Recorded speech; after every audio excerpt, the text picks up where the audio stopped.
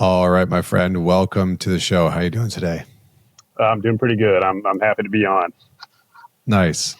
I'm just recovering from a bit of a cold, hence the voice cracks and groggy voice. So hopefully don't mind that. Tell me a little bit about why you signed up and what you would like to work on or address in this conversation with me today. Yeah, signed up. I've been a long time listener. I like the work that you do and the way you handle yourself and handle things, and like a little bit of, I guess, guidance on situations. I'm set to get married here pretty soon, and my fiance and I are both pretty into doing self-development work, and we are catching ourselves in these argument cycles. Nothing too crazy, but just trying to really figure out the best way to handle it before we officially tie the knot. We both come from not really the healthiest backgrounds of childhood. Each had single parents growing up. Me, single mom, her single dad. And so we have just we recognize we have kind of an opposite upbringing in that sense. And then just trying to understand our patterns and where they come from, and best way to get over them. I'm speaking for myself here, like understand how I can best overcome some of my ingrained patterns that tend to get in the way. Okay. Interesting dynamic. You grew up with a single mom. She grew up with a single dad. Maybe a little bit less common. Tell me a little bit about the patterns that you find are emerging both in the relationship and then some of the patterns that you find that are happening on your side. Yeah. So, I guess in the relationship, it is one of us reaching out for a connection and the other one pulling away, kind of the typical anxious-avoidant dynamic. I tend Which to be one is which? I tend to be a little bit more on the anxious side, more so in this than in past relationships, which is kind of a surprise to me. Usually been pretty avoidant for the most part, growing up through my youth into my mid to late 20s. But I find this one, maybe the weight of it actually going through with marriage is tending to make me a little bit more anxious. And with her pulling away, or just her avoidant tendencies, she's aware of it and I'm aware of it too. But that's kind of that's really the main pattern. She told me up front, she's tends to be avoidant, struggles sometimes with showing affection in the moment, but always comes back. She always comes back around, I guess is a way to put it. And I'm like, yeah, it's fine. I thought I was a little bit more secure than I am, but there's some situations, and I mean, you know how it is. You've dealt with plenty of this, but yeah, so I tend to be a little bit more the anxious. She's a little more the avoidant. Got it. Yeah, I mean, sometimes different people will activate different parts of our attachment foundation, and so we can be in relationships with some women and, we're secure and it's all good. And, we can be in some relationships with other women and we're a little bit more avoidant. And then we can get in a relationship with a woman and all of a sudden there's anxiousness there. And so it just kind of depends on the person and the relationship that we're building. What, do you have a sense of where her avoidance stems from? Like, has she shared any of that with you? Why it's hard for her to maybe open up emotionally in some of the moments? Yeah, she spent a lot of time by herself growing up. Kind of was left to fend for herself. She's the oldest of three. Well, no, she's the middle of three. Two brothers, one older, one younger. And being the only female in the house pretty much her entire life, she's said she spent a lot of time alone. She's had some relationships in the past that I guess weren't really the healthiest, is the best way to put it. And she's also a writer and a poet. And so she gets a lot of her processes a lot of her feelings through her writing and her poetry. Where she was very upfront with all this stuff.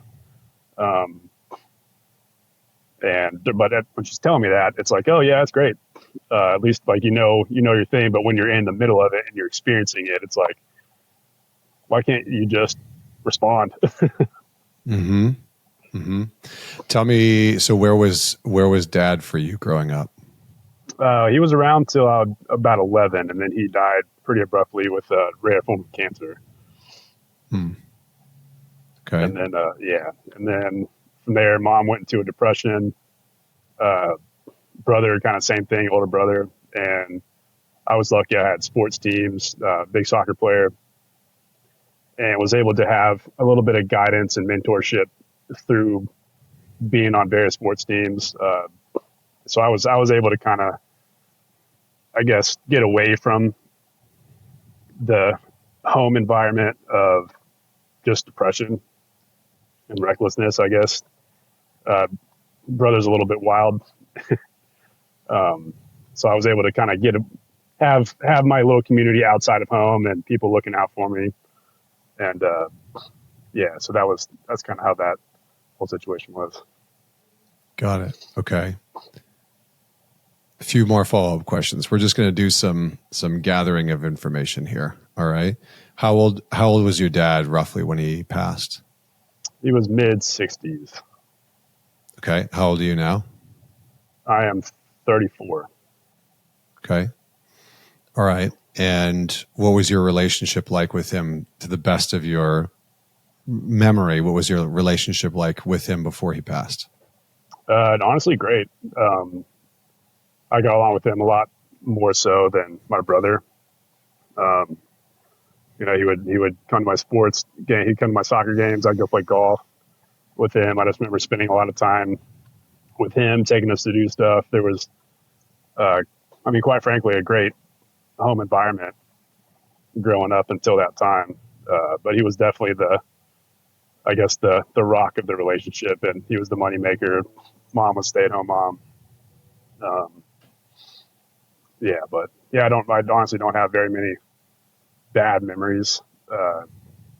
Not a whole lot of yelling that I remember between her and between him and my mom. Pretty healthy. What was it like for you after he passed? You kind of contextualized what happened to Mom and what happened in the family system, but what was it like for you?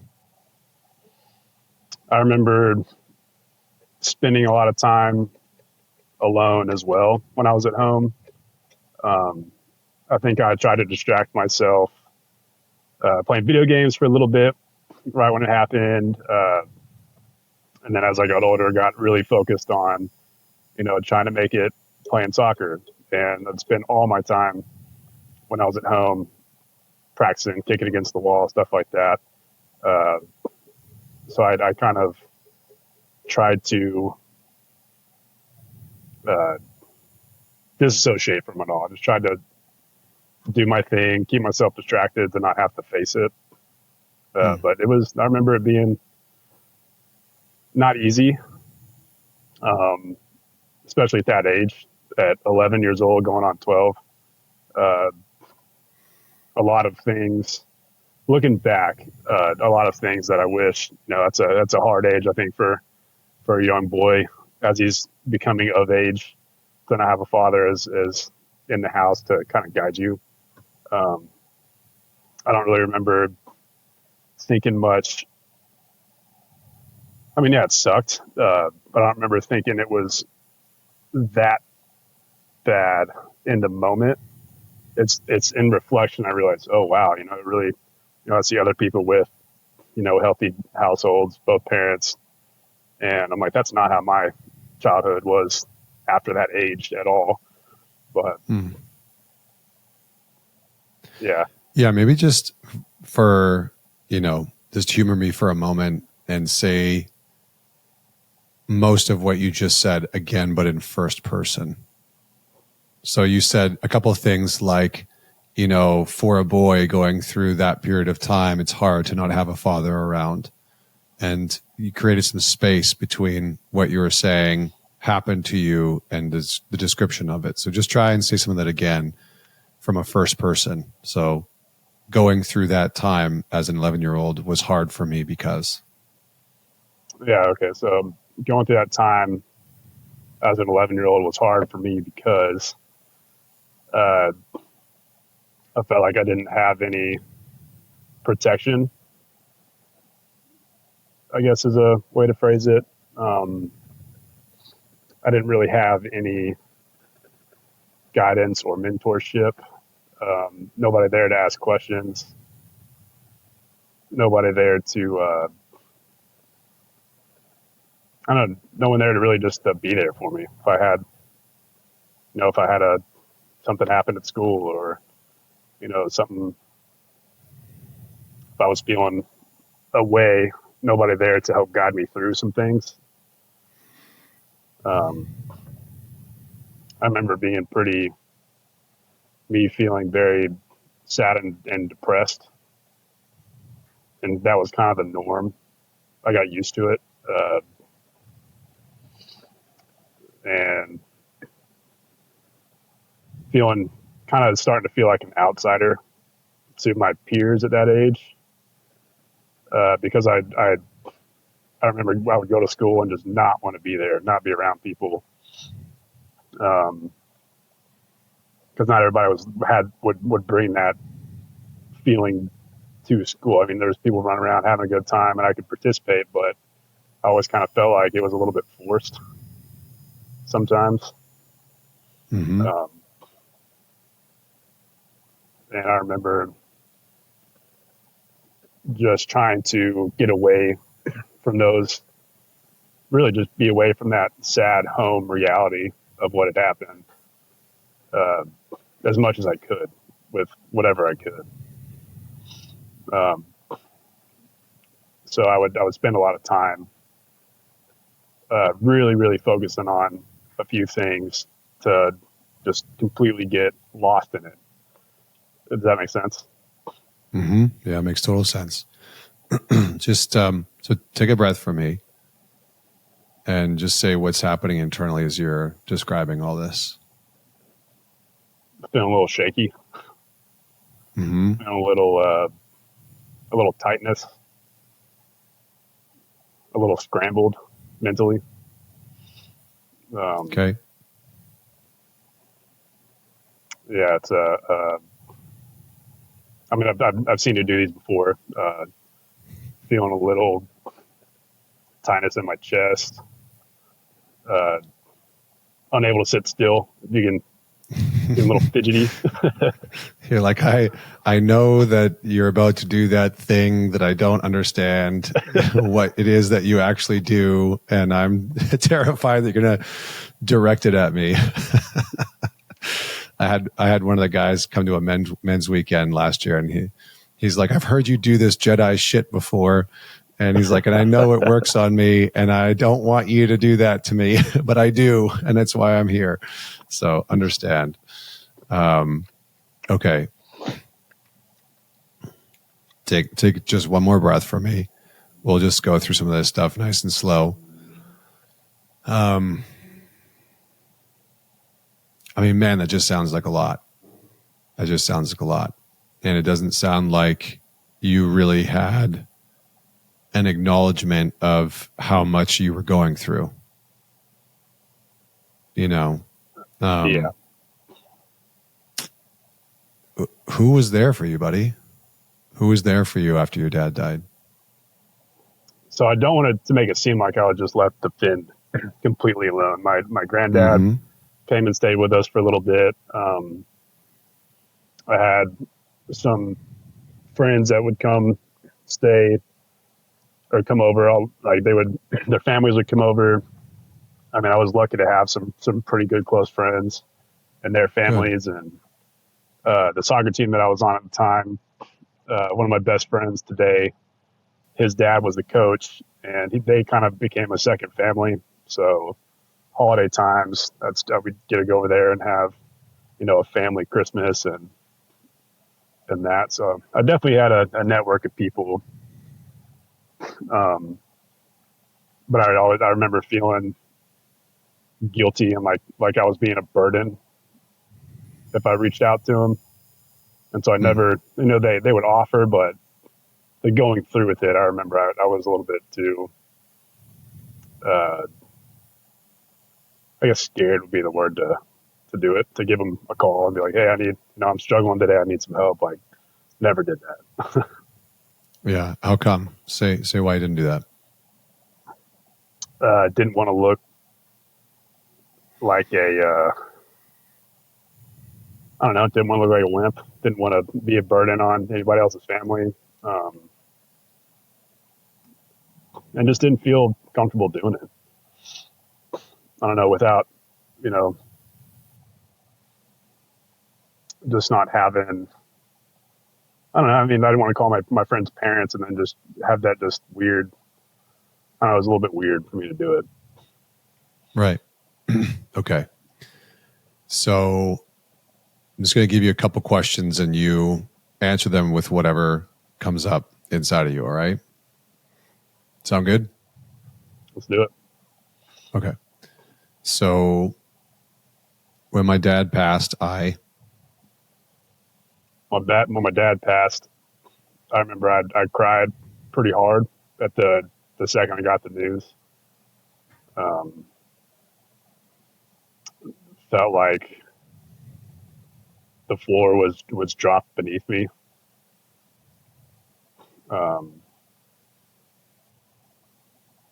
Felt like I didn't really know what that truly meant. It took a while to set in. Like, it took a few months, I think, for it to really hit home. Yeah, made me feel like a helpless little kid in some ways. well, you were a little kid. You were still a little kid when that happened. Yeah. Right. You weren't a man yet. You were still a boy. So just take a breath. You're doing great. I know we're going into some tough territory. Say what it was like in the home after he was gone. It was very depressing, very disorganized. It's like everything just stopped. I don't think my mom went back to work for a long time. My brother he didn't have the support network I did outside of home life, so he kind of went off the deep end and never really came back. And it was an environment I did not want to be in. Not hostile or abusive or anything. It just dead.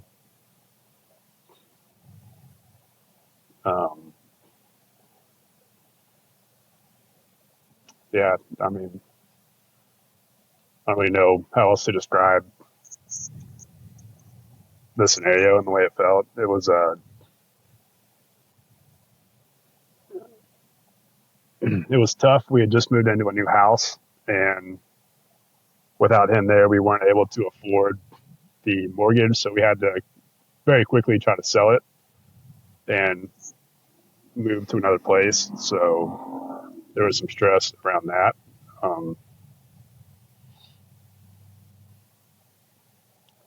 Yeah, it was pretty rough.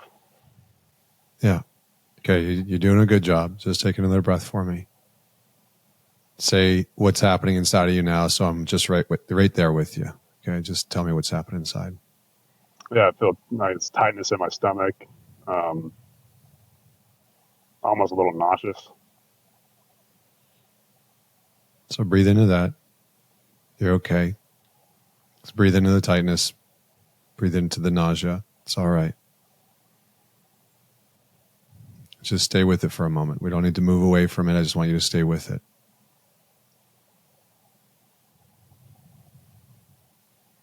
And just make a statement from that tension in your gut.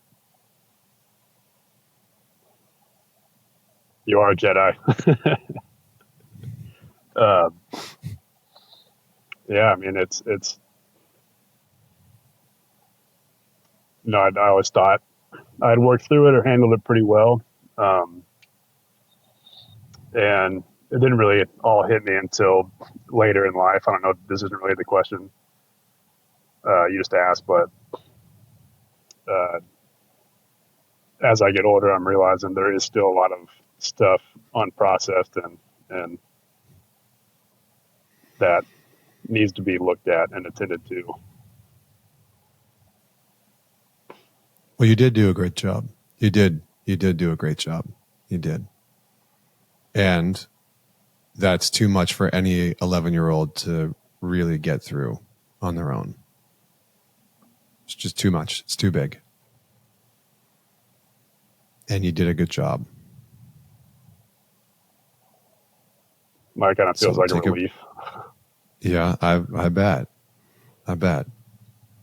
Take a breath for me.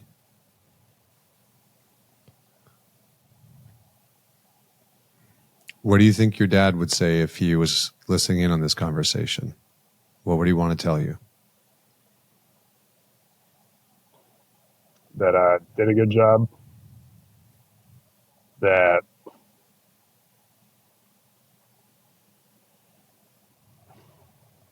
he's sorry for leaving.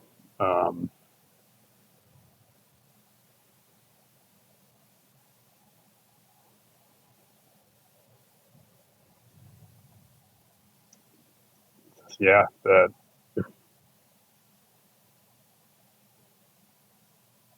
he understands it probably wasn't easy.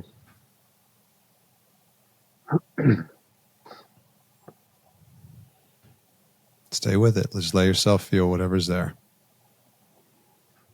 What would you want to tell him in return? After you left, After you left,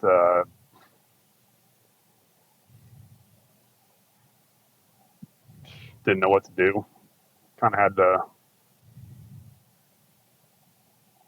learn some things on my own that I wished I would have had a little guidance on.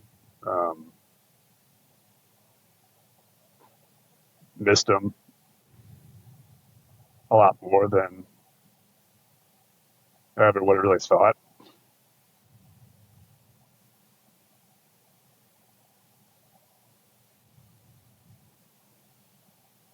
I don't know, being on the spot, getting asked that question, it's kind of tough. No, it's okay. Yeah, you're doing good. You're doing good. I think what you're saying there is accurate and a bit of an understatement. It sounds like you really loved your dad a lot and had a pretty good connection with him. And that type of loss is devastating. You know, I have a son. My son really loves me, you know, and he's not old enough yet to really see my BS. You know, and when you're 11, you still don't know. We still have a very upheld vision of our parents, usually, you know. And so the loss of that is pretty detrimental. For the sake of time, I'm going to shift gears a little bit, okay? Why do you feel like, if you just tune into your gut, why do you feel like I'm taking you down this path talking about your dad when what you're initially asking me about was this anxious-avoidant push-pull between you and your fiance? Because I think it stems from that moment, that fear of loss. It's tough to differentiate from what I know is the reason and the way it feels. Yeah. Does that make sense? 100%. Yeah. Say a little bit more, though. Just describe it within yourself. Yeah, it's like I don't want that to happen again. You know, somebody getting that close to me and then all of a sudden not being there is kind of scary. Mm-hmm. And it's not like a conscious thought. maybe it's like like the water I'm swimming in, like the way I see things. It's an unconscious reaction. It's a somatic body reaction, body response.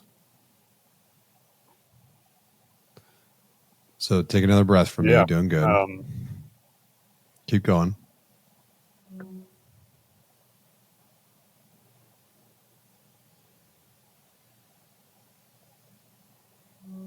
So maybe just say what you're afraid of with your fiance. When she pulls away, how familiar does it feel to what you started to experience as we were going through this? Some of the shakes, the tension in the gut, how familiar does it feel to that?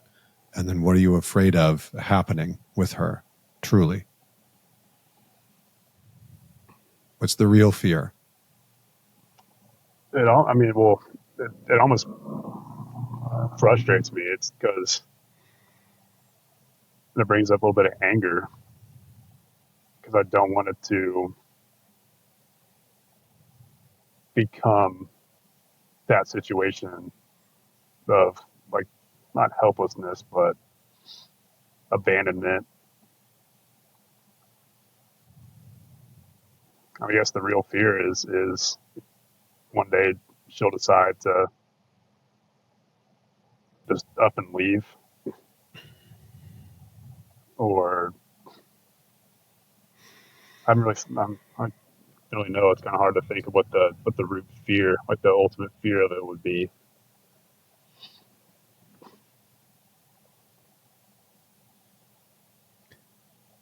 Well, take a breath again. Stay in the tension. Stay in the sensation in your body. Breathe into some of that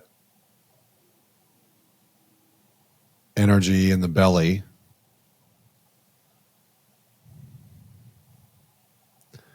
And just make a statement or two as if she was here about what you're afraid of. I'm afraid that you'll leave me. I'm afraid that you'll one day just up and go. I'm afraid that you're going to die. I'm afraid that you're going to divorce me. I'm afraid that this won't last. You put it into your own words. It could be a couple things. I'm afraid that, I'm afraid that it won't last. I'm afraid that you'll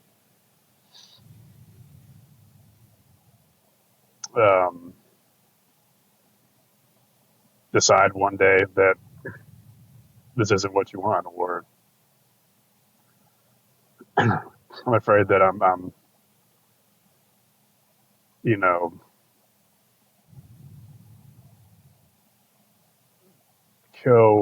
afraid that I'm putting a lot of effort and energy into something that's ultimately gonna, I don't know, be for nothing. I don't know if that's the right way to say it, but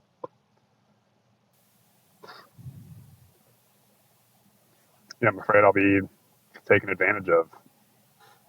I'm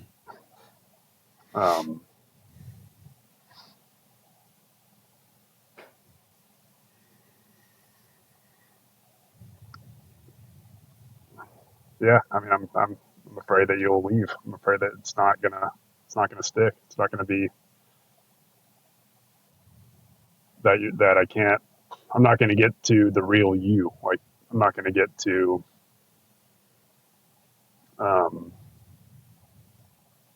the deep, safe, fully committed relationship that I want my marriage to be. Yeah. Okay. So take one more breath.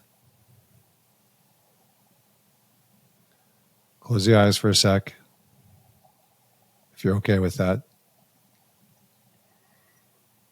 And the best of your ability, just try and picture your dad. Whatever memory you have of him. Even if it's a little fuzzy, that's okay. And take a breath into that. And just feel his presence, your connection to him, and make a statement about what that's like.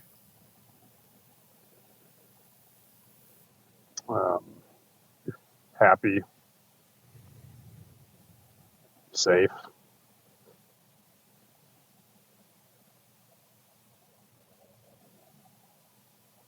Another breath. Keep going.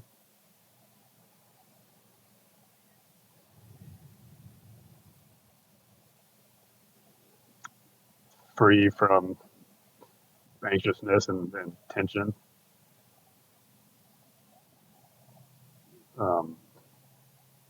Yeah, I guess free would be the best way to describe that. Full of joy. Yeah, say what's it. Yeah. So just let yourself feel that for a moment. Just really let that hit you, affect you. Breathe it in. Feel it all the way to the soles of your feet, your legs, your belly, your chest.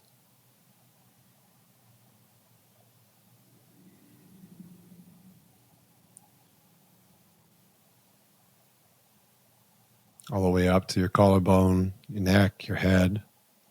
Just really relax into it.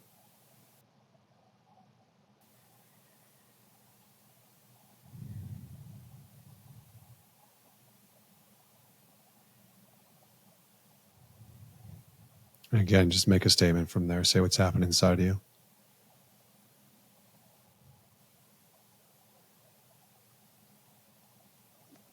It's like a warmth.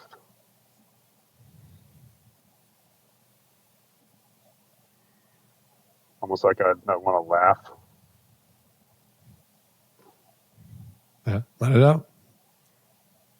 Even if it feels a little awkward. But I did think of that old Happy Gilmore scene where he goes to his happy place. So I just kind of started chuckling about that. But I guess that scene is a good way to put it. That's great. That's great. I don't know if I've ever had a Happy Gilmore reference. That's good. No, I mean, it feels good. It feels like it's like relaxing. Yeah. So I'm gonna just say something to you, and you just let it land, and see if it's true for you. All right. So close the eyes again. Take a breath. And all I want you to do is see if this is true in your gut. So I've been looking for the sense of peace and safety in my fiance that I lost after my dad died. I've been looking for the sense of peace and safety that I got from my dad from my fiance.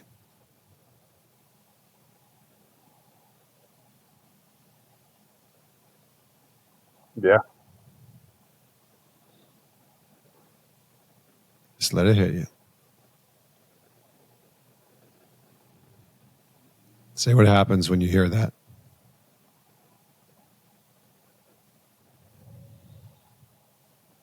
It's like you're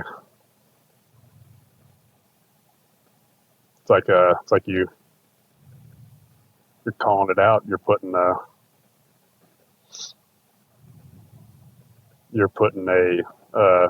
meaning to the underlying feeling, I guess. Mm-hmm. Well, what happens inside of you? What happens in your body when you hear it?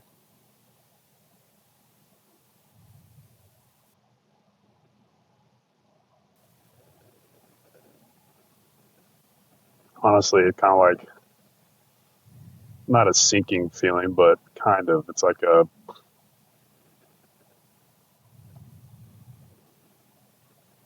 almost a little bit of guilt. Hmm.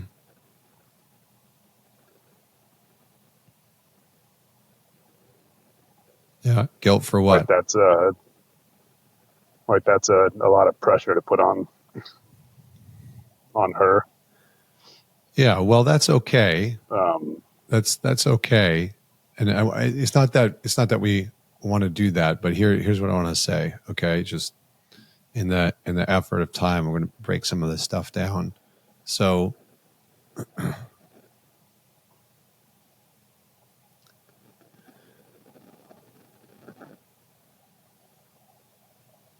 my guess is that there's a sense of safety and ease that you felt before your dad died that was ruptured inside of you.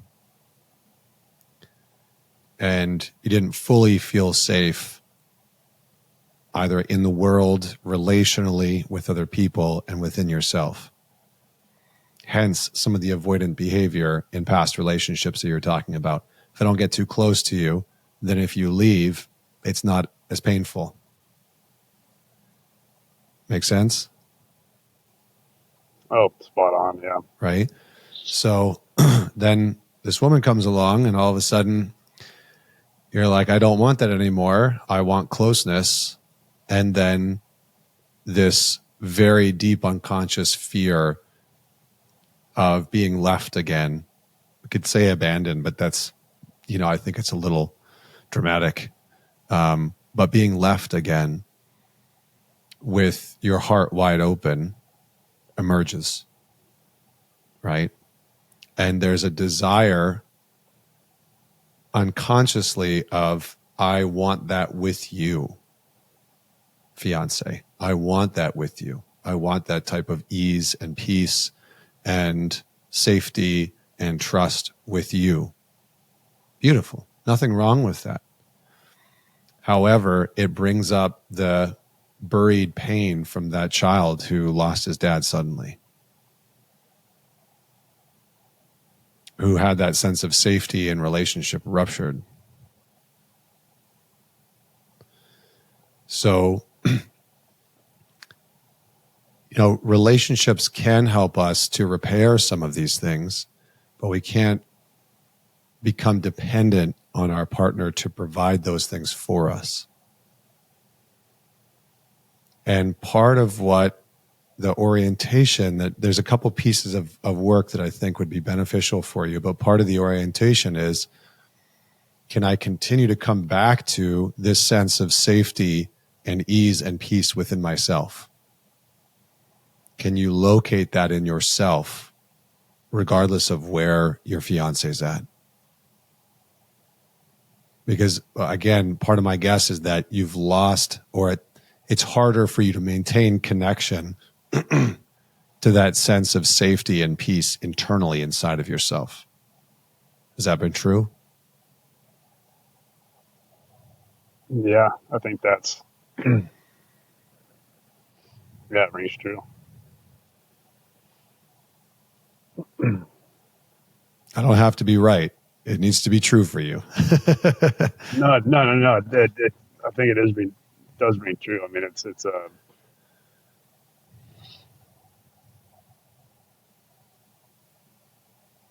Here's why. Go ahead. While you're saying that, I'm thinking about.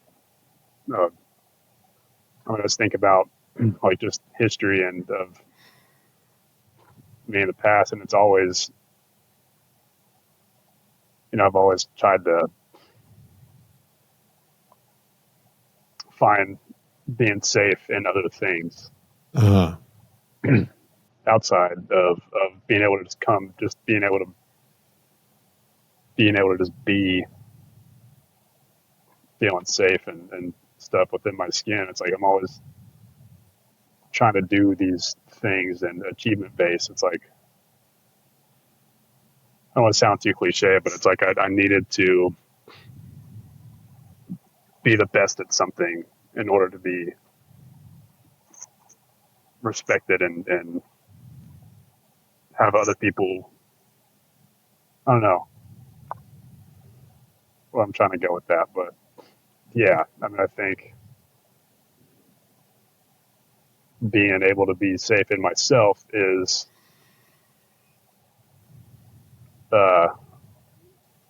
not easy, and it's foreign territory. Yeah.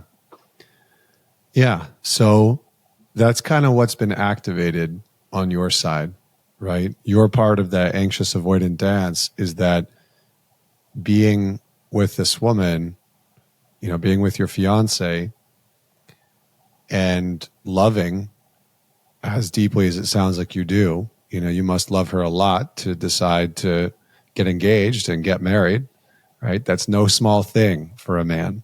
You know, it's a really substantial thing. And so oftentimes with the depth of love that we have for another, it puts us into contact with also our deep wounding, our deep relational wounding. And so there's a very strange thing that happens. It's like the more that we love somebody, the less capable we are of avoiding the pain that we've carried from our past relationships, specifically our primary relationships growing up. It's like that love that we feel for that person starts to dredge up the pain and the hurt that we've buried pretty deep in us. And I think for you, it's that pain of, you know, after dad died, not feeling very safe. You said I didn't feel protected after that. So that's, you know, that's a tough thing for a young boy to feel. I think any man can understand that and get what that's like. So a little bit, here's what I'm going to make it tactical for you, okay? Part of what's been happening is that you've inadvertently and unconsciously been seeking safety from her. I need you to make me feel safe. I need you to make me feel okay. I need you to do certain things or act certain ways in order for me to feel okay. Or when she when she pulls away a little bit and some of her avoidance comes up, it activates this part of you, right? This little boy of like, oh, fuck, are you going to leave me? Are you going to leave me too? It's like, my heart's wide open to you. I really love you and care about you. Don't go. Don't go. Does that land? Yeah, that does.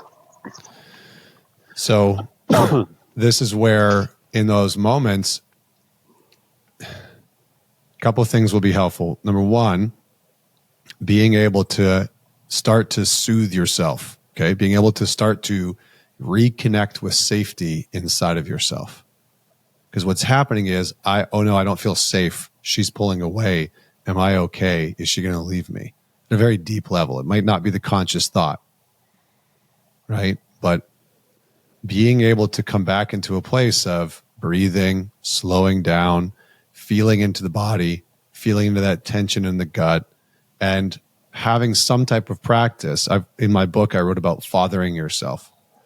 This is a part of it. Being able to father the boy in you that shows up in those moments that's really scared, that's afraid that he's going to be left. And being able to even have a conversation or a dialogue, or you can journal back and forth with him of just like, hey man, we're okay. I've got this. You know, or she's just taking some space. We're okay. And being able to reparent or father that younger version of yourself. It might also be good for you to, I don't know if you're working with anybody, but to work with somebody that understands attachment to be able to process some of this. Thoughts, comments, questions on what I just laid out? Yeah, I think those are great exercises. And I had your book and I was going through it. It was in my backpack. My car got broken into, and my backpack got stolen. So I'm gonna have to rebuy your book. Well, that's better than better than the normal. I was reading your book and I got to this chapter and I got triggered and I put it down. That's what I get. That's what I get from a lot of guys. Is like, you really struck a chord and I stopped reading it because I was activated or pissed off, or, you know, I don't want to face that yet. But okay. Sorry. Continue. Yeah, maybe I just hadn't gotten to a part that was making me want to put it down, but, no, I've been wanting to do work for a while, and I'm not working with anybody at the moment, but I think it's something that I need to do, especially as we're approaching the wedding and stuff after the wedding, just making sure that I do get some things in check, and vice versa. I mean, she's also doing her fair share of stuff, personal work too. So, I haven't done the journaling back and forth exercise. I think that'd be a pretty good one. Yeah. Well, again, I think you're doing a good job, and you're addressing some things that are pretty important. I think when you do work with somebody, being able to go through some of the pieces that we're talking about, you're also welcome to come back on and we can explore some of these things. I think the other thing that I'll just flag for you that I think will be important to work through is your perception of a woman's ability to navigate hardship and tough emotions. Now, naturally, it sounds like your mom went through a really hard time after your dad passed. Naturally. No fault of hers at all. And that's going to leave an imprint on the boy. Because it sounds like while she was going through a really hard time, you may not have gotten what you needed in that moment. Again, to no fault of her own. This isn't to blame her. Her husband passed, and that's brutal. But my guess is that there's a kind of unconscious question that lives inside of you of, can I really trust this woman to deal with her stuff and to navigate her stuff and to come back to me? Does that make sense what I'm saying? Yeah, I think 100%.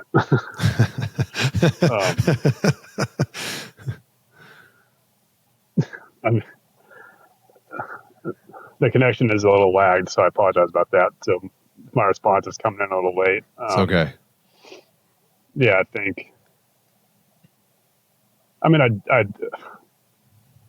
it doesn't make sense that is the way I'm thinking and feeling about it, because I know that she does do that, but at the same time, it's true. Yeah, it's not a conscious process. It's an unconscious response to past situations that were traumatic. Okay, so it's not a conscious response. It's not like you're consciously like, I don't know if I can trust you. It's an unconscious response based on a past situation and period in your life that you went through that was extremely hard, that colored the way that your unconscious mind and body and nervous system respond to those types of situations. So that's why I'm bringing it to your attention, is that there's something really important there to work with around your mom and what happened after your dad passed. Okay. And maybe that's round 2 for us. If you want to do that with me, I'm happy to do that. So we'll pause there. Thank you so much for coming in. Thank you so much for diving into this topic, because I think it's important for people to understand that sometimes with these attachment style challenges that people experience, that they're not always straightforward. They're not always straightforward, and sometimes they put us into touch with some really deep stuff, some really heavy pain that we've managed to go through life effectively dealing with, but not exactly processing in a way where it's not leaving like a really lasting imprint on our relationships. So you're doing a great job. You did a great job today. Really appreciate you diving in with me, and we'll chat soon. Okay. Yeah. Thank you for making time to have me on, and I would love to chat again.